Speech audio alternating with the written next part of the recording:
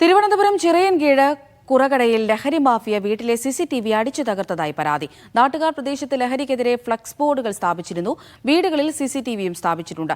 അപരിചിതരായ ആളുകൾ പ്രദേശത്ത് വന്നു പോകുന്നതായി നാട്ടുകാർ പറയുന്നു.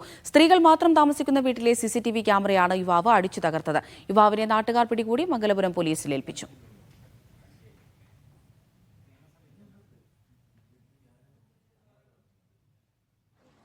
മിനിഞ്ഞാന്ന് രാത്രി ഇവിടെ MDMA-യുടെയും കഞ്ചാവിന്റെയും പേരും പറഞ്ഞിട്ട് പ്രശ്നം ഉണ്ടായിട്ടുണ്ടായിരുന്നു. അപ്പൊ അപ്പുറത്തെ പയ്യെ ചേട്ടന്മാരെയൊക്കെ ചീത്ത വിളിച്ചിട്ട് എല്ലാരും വന്ന് അടിയും പ്രശ്നങ്ങളും ഉണ്ടായി.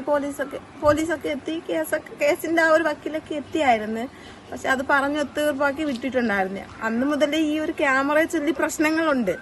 പക്ഷെ ഇന്ന് ഉച്ചയ്ക്ക് ഇപ്പൊ നമ്മള് എല്ലാരും വീട്ടിൽ കിടന്ന് ഉറങ്ങിയായിരുന്നു. ഉറങ്ങുന്ന സമയത്ത് ഒരു സൗണ്ട് കേട്ട് ഞാനും അമ്മ ഉറങ്ങി. ചേച്ചി സൗണ്ട് കേട്ട് വെളിയിൽ ഇറങ്ങി നോക്കിയപ്പോഴ് ഇവിടെ ഉള്ളതല്ല, ഇത്തിരി മാറിയുള്ളൊരു പയ്യൻ വന്നിട്ട് ക്യാമറ അടിച്ച് നമ്മുടെ വീട്ടിൽ നിന്ന് തന്നെ കമ്പെടുത്തിട്ട് ക്യാമറ അടിച്ച് പൊട്ടിച്ചിട്ട് ചേച്ചീനെയും നമ്മളെയൊക്കെ അടിക്കാനായിട്ടൊക്കെ വന്ന് പിന്നെ സ്വയബോധം ഇല്ലാതെയാണ് സംസാരിച്ചത് നോക്കാം. അപ്പൊ തന്നെ നമ്മൾ പോലീസിനെ വിളിച്ച് പോലീസ് വന്ന് കൊണ്ടുപോയിട്ടുണ്ട്. ഇവിടുന്ന് വീട്ടുകാരും പോയിട്ടുണ്ട്.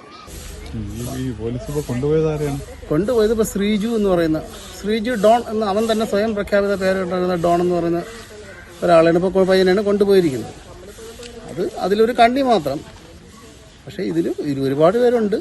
അപ്പോൾ പലരെയും പോലീസുകാർക്കും ഇതറിയാം. പോലീസുകാർ പരാതി കൊടുക്കും, പോലീസുകാർ കൊണ്ടുപോകും, പോലീസുകാർ കൊണ്ടുവിടാം, പോലീസുകാരനെ അവരെ പറഞ്ഞു വിടും. ആ ഒരവസ്ഥയിലേക്ക് മാറിക്കൊണ്ടിരിക്കുക.